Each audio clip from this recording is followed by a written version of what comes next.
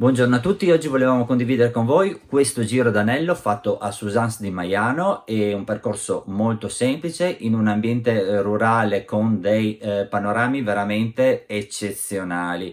È il classico percorso da abbinare poi magari ad un pranzo domenicale, quindi adatto a famiglie con i bambini. Adesso vi mandiamo al video così vi mostriamo un attimino com'è il percorso e poi alla fine del video la cartina, così vi spieghiamo esattamente il giro che abbiamo fatto, quindi si parte.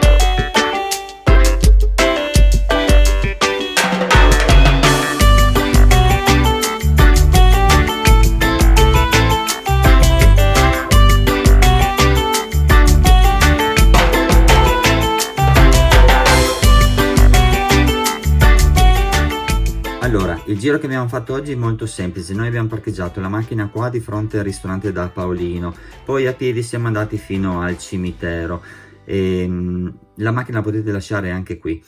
A questo punto avete un bivio, voi prendete la strada di sinistra, vedrete c'è un cartellino con una freccetta indica sentiero di 1000 passi e da qua inizia il percorso. Voi lo fate fino ad arrivare a questo punto dove c'è questo cartello che vi indica la biblioteca all'aperto. Poi andando avanti c'è un traliccio, voi prendete la strada a destra e poi al primo bivio la stradina a sinistra che va in salita, vi fa fare tutto questo percorso.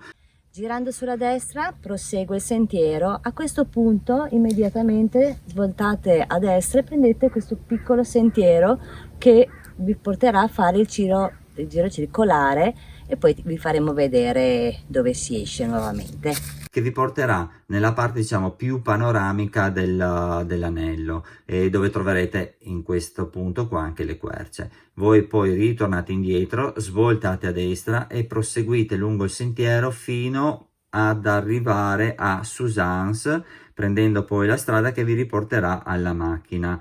E con questo il video termina. Noi come sempre speriamo di esservi stati d'aiuto. Un fortissimo abbraccio da Cristina e Gianluca, vi aspettiamo i prossimi. Ciao ciao, grazie!